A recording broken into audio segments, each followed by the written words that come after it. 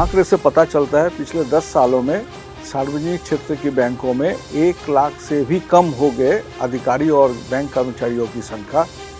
तो हमारी ये भी मांग है कि जितने भी ऐसे टेम्पोररी कर्मचारी हैं इनको बैंकों की स्थायी कर्मचारी के रूप में लिया जाए। पिछले 2020 अप्रैल महीने से हमारा देश में सार्वजनिक क्षेत्रों में जो बैंक का संख्या था 27, उससे कटौती करके 27 बैंक को 12 बैंक में बनाया दिया गया। नहीं, ये तो हम लोग पहले से बोलते आ रहे हैं कि ये जो विलय की बात हो रहा है, अमालगमेशन की बात हो रहा है, बैंकों की विलय, बैंकों की निजीकरण की पहला चरण है। और मान लीजिए जब ऐलान उन्होंने की थी कि दो सार्वजनिक क्षेत्र की बैंकों की निजीकरण होगी, उनके साथ साथ ये भी ऐलान थी कि एक सार्वजनिक क्षेत्र की जो साधारण बीमा कंपनी है इनका भी निजीकरण होगी।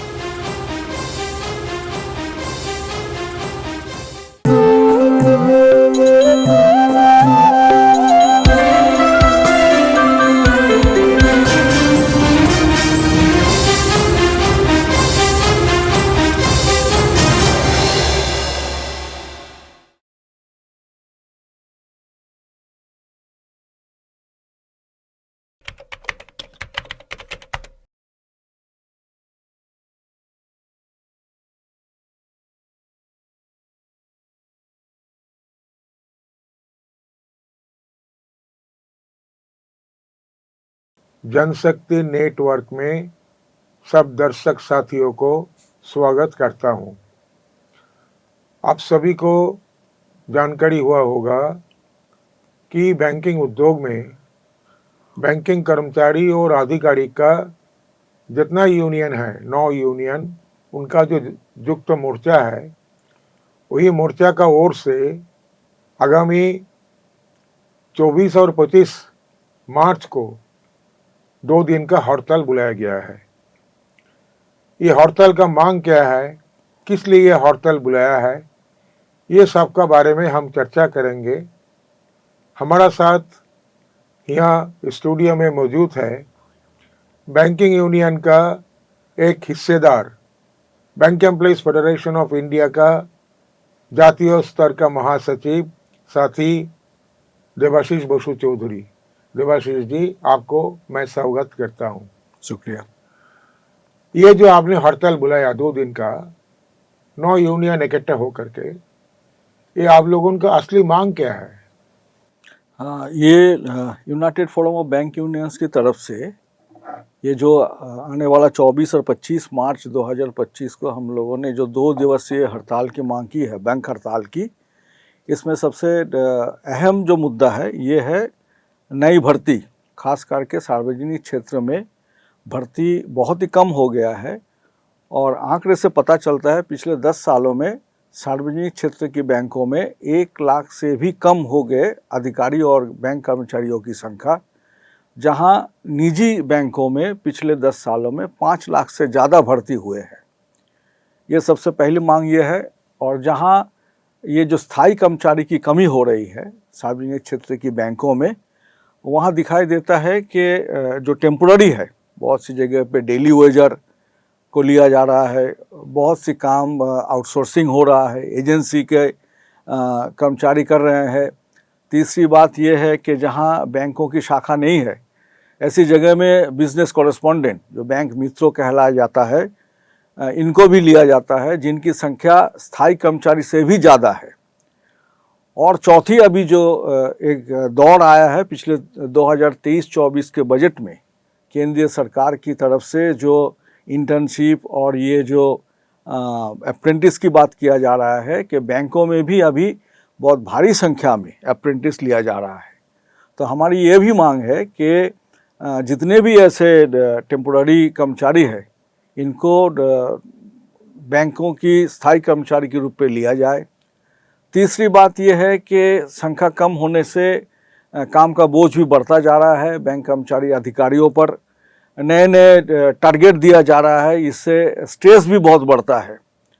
और स्ट्रेस बढ़ने से जो होता है कि बैंक कर्मचारी अधिकारी हम लोग देख रहे हैं कि खुदकुशी कर रहे हैं, डिप्रेशन में जा रहे हैं। तो इसीलिए हमारी बहुत पुरानी मांग है के 5 दिवसीय सप्ताह चालू करने के लिए, जो केंद्रीय सरकारी दफ्तरों में है, राज्य सरकारी दफ्तरों में है, रिजर्व बैंक में बहुत पहले से है, हाल ही में पिछले 4 साल से LIC में भी है। तो ये 5 दिवसीय सप्ताह भी हम चालू करना चाहते हैं।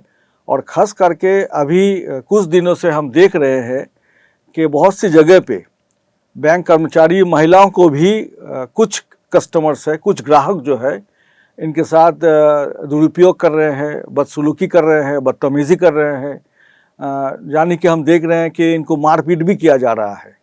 तो इस बारे में भी हमारी मांग है कि बैंक कर्मचारी अधिकारी जब बैंकों के अंदर काम करेंगे, उनकी हिफाजत करना भी देश की सरकार और बैंक का मैनेजमेंट का भी एक जिम्मेदारी होती है। ये सारे जो चीज़ें हैं, ये जो अभी का जो दौर है, इसमें सार्वजनिक क्षेत्र के बैंकों को कमज़ोर किया जा रहा है, एम्प्लॉय को भी दबाव में रखा जाता है। इससे हमारी जो परफॉर्मेंस है सार्वजनिक क्षेत्र के बैंकों पर, इस पर भी कुछ असर आ रहा है। इसीलिए ये सारे जो हमारी मांगे हैं, ये सार्वजनिक क्षेत्र की बैंकों की मजबूती को और आगे ले जाने के लिए ही हमारी ये 2 दिन की हड़ताल की हमारी बुलावा दिए हैं हम लोग। बासु जी, आपने 2 दिन का हड़ताल बुलाया, 24 और 25। इसका पहले 22 और 23 तारीख, 22 तारीख है 4th सैटरडे, 23 तारीख है संडे। तो लगातार 4 दिन बैंकिंग परिसेवा से वंचित रहेगा जो ग्राहक वर्ग है। इसका बारे में आपका क्या विचार है? नहीं, ये बात सही है। आज के दिनों में हमें पता है कि बैंक बंद रहने से आबादी पर बहुत भारी असर पड़ता है। लेकिन ये बात भी सही है, मान लीजिए, देखिए, अभी पिछले 3 सालों में जहाँ तक सार्वजनिक क्षेत्र की बैंकों की सवाल है, 9000 ऐसे शाखा है जो बंद किया गए हैं। तो एक तरीके से हम देख रहे हैं कि शाखा बंद करके ग्राहकों को परेशान किया जा रहा है। दूसरी बात ये है, जो है हमारे बैंकों में अभी अब जाएं तो बहुत सी बैंक में सिस्टम ठीक से काम नहीं कर रहा है, बहुत स्लो हो गया है, और दोपहर के बाद बहुत सी जगह पे नेटवर्क नहीं रहता है, इस पर भी असर पड़ता है। तीसरी बात यह है कि सर्विस चार्ज जो है, बहुत सारी जगह पे सर्विस चार्ज को भी बढ़ाया जा रहा है, इस पर भी ग्राहक परेशान हो रहे हैं। और चौथी बात जो है, जो सार्वजनिक क्षेत्र के बैंकों में अभी जो पैसे रखा जाता है, जो डिपॉजिट होता है, अमानत जो होता है, इस पर जो ब्याज जो दिया जाता है, ये ब्याज भी निजी बैंकों से बहुत कम है। तो पूरे तरह से अगर देखा जाए तो सरकार की जो नीतियां है, वो नीतियां ये ग्राहकों के खिलाफ ही है। तो हमारी इस आंदोलन से हो सकता है 2 दिन के लिए ग्राहकों को या 4 दिन के लिए ग्राहकों को थोड़ा सा तकलीफ होगी, लेकिन हमारी ये जो लड़ाई है, ये ग्राहकों की भलाई के लिए है, लंबे दौर के लिए। मान लीजिए अभी नया भर्ती बंद होने का क्या मतलब है? ग्राहकों की ठीक तरीके से सेवा नहीं मिल रहा है।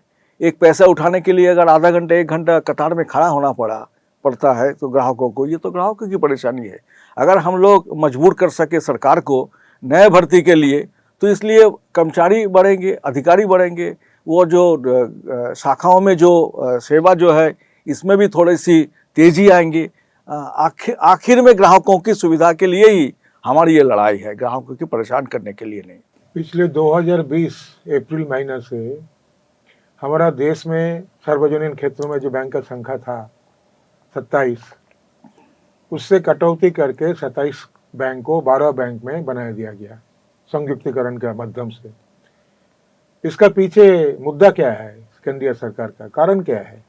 नहीं, ये तो हम लोग पहले से बोलते आ रहे हैं कि ये जो विलय की बात हो रहा है, अमालगमेशन की बात हो रहा है, बैंकों की विलय, बैंकों की निजीकरण की पहला चरण है।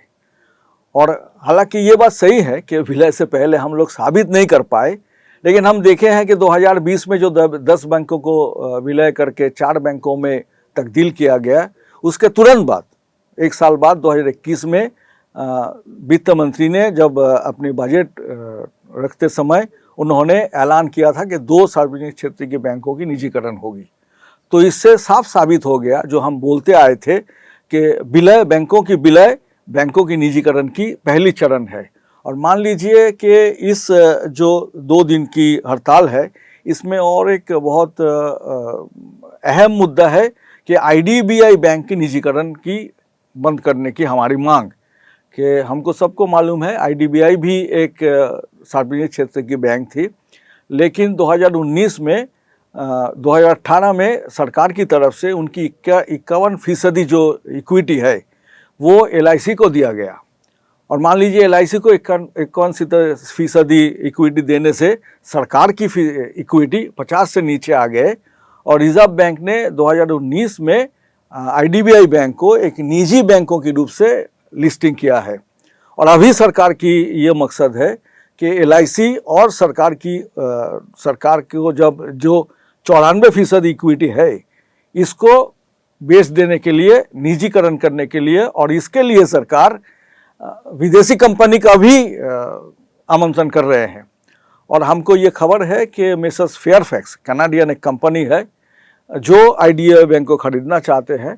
और ये भी हम बताना चाहते हैं कि फेयरफैक्स एक बहुत ही नोटोरियस कंपनी है, जो कैथलिक सीरियन बैंक पहले थी, जो कनाडियन कंपनीज इस फेयरफैक्स को दिया गया है। इस कंपनी के साथ फिनेंशियल कोई कारोबार की संबंध नहीं है। तो ये कैथलिक सीरियन बैंक को फेयरफैक्स को देने के बाद इसका नया नाम हुआ सीएसबी बैंक। और अभी सीएसबी बैंक में बहुत भारी हमला हो रहा है कर्मचारी अधिकारी पर। जैसे कि आपको पता है कि अभी सीएसबी बैंक में पिछले 4-5 सालों से फेयरफैक्स लेने के बाद परमानेंट स्थायी जो कर्मचारी अधिकारी, इनकी संख्या 700 हो गया है। और कॉस्ट टू कंपनी में 5000 से ज़्यादा एम्प्लॉय लिया गया है। अधिकारियों की जो सेवानिवृत्ति की जो 60 साल की उम्र थी, ये भी 2 साल कम किया गया है। और पिछले 2 द्विपक्षीय समझौते सीएसबी बैंक में इन्होंने लागू नहीं किया। ऐसी एक कंपनी को आईडीबीआई बैंक दिया जा रहा है, जो इस जो हमारे 2 दिन की हड़ताल है इसका भी एक बहुत अहम मुद्दा है।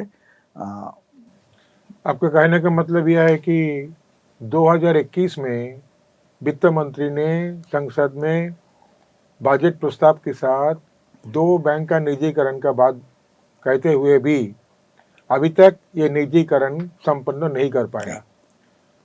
आपने 2021 में 4 दिन हड़ताल किया, 2 दफा 2 दिन करके 4 दिन हड़ताल किया।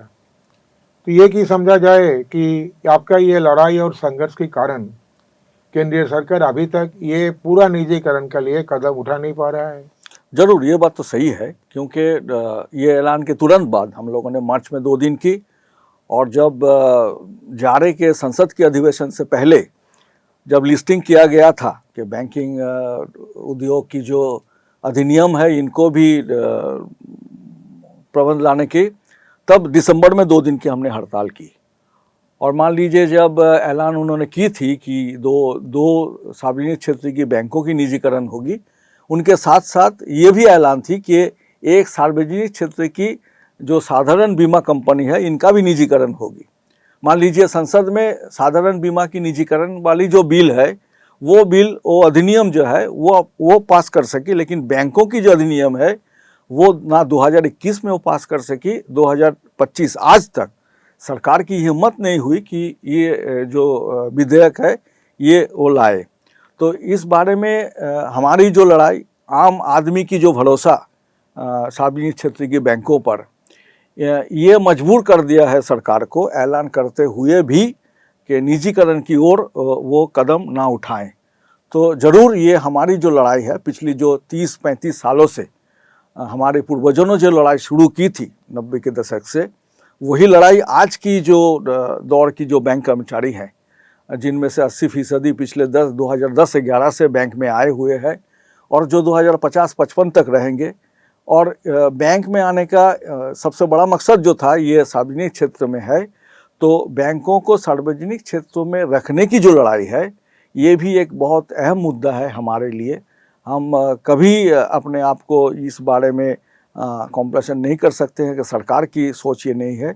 सरकार की अभी जो पॉलिसी है वो पिछले दरवाजे से निजीकरण करने की, और सबसे बड़ी जो हमारी विरोध है सरकार से जिस बारे में, वो ये है कि वो देश की जनता के सामने सार्वजनिक क्षेत्र की जो बैंक है, सार्वजनिक क्षेत्र की दूसरे जो संस्था है, इनको छोटा करना, नीचा दिखाना चाहते हैं, ताकि देश की जनता इन पर भरोसा ना करे। लेकिन देश की जनता जो है वो भी सरकार की ये जो नीति है इसका खुलेआम विरोध करते हैं, और हमें उम्मीद है कि हमारे लड़ाई में देश की जनता जैसे पहले भी साथ देते आए हैं, आगे आने वाले दिन में भी साथ देते आएंगे, क्योंकि ये लड़ाई देश की और इस जनता के लिए ही हम कर रहे हैं।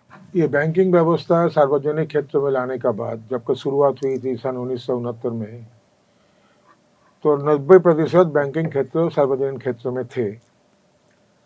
अभी धीरे धीरे उसको निजीकरण का जो प्रयास लागू कर रहा है, और बैंकिंग उद्योग जो महत्वपूर्ण भूमिका निभाया है हमारा देश का तरक्की के बारे में, जैसा कि ये ग्रीन रेवोल्यूशन, देश का स्वनिर्भरता, खाद्य उत्पादन के बारे में, और अनएम्प्लॉयमेंट सेल्फ एम्प्लॉयमेंट स्कीम का बारे में, और प्राइवेट सेक्टर लेंडिंग जो कि निजी क्षेत्रों में बैंक में कभी नहीं था, ये जो जनहितकर जो कर्मसूची ये जातीयकरण का बाद लाया गया था, अभी धीरे धीरे इसका बारे में कटौती हो रहा है। ये मौजूदा जो केंद्रीय सरकार है उसी का मुद्दा के कारण। तो इसका बारे में आपका लड़ाई का दिशा क्या है? आप भी इसका बारे में आपका लड़ाई का अंदर ये सारे मौजूद मुद्दा आप लाते की है नहीं? हाँ, ये तो बहुत अहम चीज़ है, ताकि मान लीजिए देश की जनता भरोसा करके सार्वजनिक क्षेत्र के बैंकों में जो पैसे रखते हैं, इस पैसों की हिफाजत करना और इस पैसों को देश की विकास के लिए इस्तेमाल करना, ये भी हमारी एक बहुत अहम मुद्दा है। कि हम जानते हैं कि बड़े बड़े जो पूंजीपति हैं वो बैंक से पैसे लेके बैंक को वापस नहीं करते हैं, और जैसे कि आज चर्चा हो रहा है सारे देश में कि पिछले 10 सालों में यही सरकार जो है ये 16 लाख से ज़्यादा करोड़ रुपए वो राइट ऑफ कर दिया गया। और जैसे कि 2016 में जो इंसॉल्वेंसी और बैंक्रप्सी कोड लाया गया है आईबीसी के नाम से, इस आईबीसी के ज़रिए भी बड़े बड़े हमारी जो लोन है उस लोन को भी छूट दिया जा रहा है। जैसे हमको पता है कि हेयर कट जैसे आया है, मान लीजिए वीडियोकॉन का जितना पैसा बकाया था उसमें से 92% वो छोड़ दिया, ज़्यादा से ज़्यादा 8% पैसे बैंकों को आए एक कंपनी से दूसरा कंपनी। ये भी सरासर एक कानूनी लूट हो रहा है बैंकों के पैसे। ये भी हमारे एक बहुत अहम मुद्दा है, हम इसको भी देश की जनता के सामने लाना चाहते हैं कि हमारी जो लड़ाई है वो देश की जो पैसे हैं, बैंकों की जो पैसे हैं, जो देश की जनता की अमानत है, इसको सुरक्षित रखे। और ये जो बड़े बड़े पूंजीपति अरबपति है जो बैंक के पैसे लेके पैसे नहीं वापस किया जा रहा है, बहुत सारे ऐसे पूंजीपति हैं जो देश से फरार हो गए हैं, सब मालूम है सबको ये सब नाम। इसके चलते हुए भी हम इसका विरोध कर रहे हैं। देश की जो नीति है ये खास करके सार्वजनिक क्षेत्र को कमज़ोर बनाने की जो नीति है, हम इससे भी वाकिफ़ है। पिछले 30 सालों से ज़्यादा हम इस पर लड़ाई कर रहे हैं। आज भी हम देश की जनता को जागरूक करना चाहते हैं ताकि वो भी इस लड़ाई में हमारा साथ दे, ताकि देश की पैसा बर्बाद ना हो। तो जो लोग ये लूट रहा है पूंजीपति लोग, उसका बारे में वो जानकारी के लिए आम जनता को इसका बारे में आपका कोई प्रचार कार्रवाई आप कभी लेते हैं?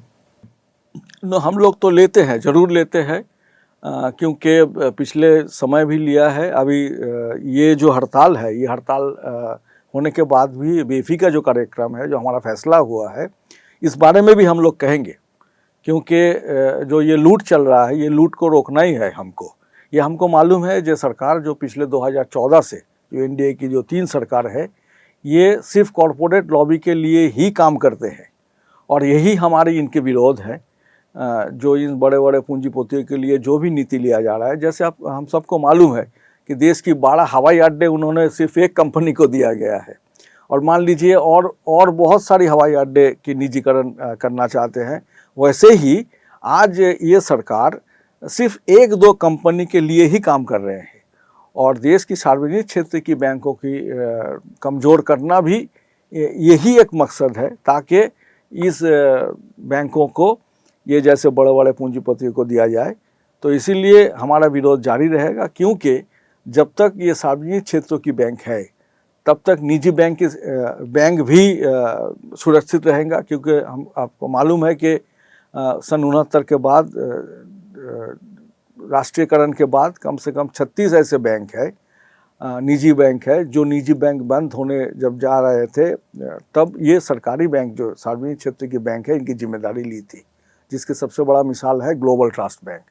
तो इसीलिए सार्वजनिक क्षेत्र की बैंक सिर्फ सार्वजनिक क्षेत्र के बैंकों के लिए नहीं, निजी बैंक के लिए भी इनको मजबूत रखना बहुत ही ज़रूरी है, ताकि कोई भी बैंक बंद ना हो जाए, कोई भी कर्मचारी नौकरी ना खोए, कोई भी आम जनता जो है वो अपने जो अमानत है इससे भी वो हाथ ना धो बैठे। सबके लिए ही हमारी ये लड़ाई है। बैंकिंग उद्योग के बारे में और आपका लड़ाई और संघर्ष के बारे में आपने जो भावना रखा है, इससे लगता है कि ये 2 दिन का जो हड़ताल है, ये हड़ताल से ही आपका लड़ाई ख़त्म नहीं होगा। आपका लड़ाई आने वाला दिन के लिए भी जारी रहेगा और ये लड़ाई को मजबूत करने के लिए और आगे बढ़ने के लिए आम जनता का समर्थन बहुत ज़रूरी है। हम लोगों का ये आशा है कि आप लोग ये लड़ाई आगे लेते जाएंगे और जनता का साथ लेकर के ये लड़ाई को लेकर के आगे बढ़ेंगे। आपका ये यहाँ मौजूद होने के लिए आपको धन्यवाद, आपका बहुत बहुत शुक्रिया। Don't forget to like, share and subscribe to stay updated with the latest incidents. Hit the bell icon to never miss an update. We will see you next time with more news that matters. Stay informed, stay safe.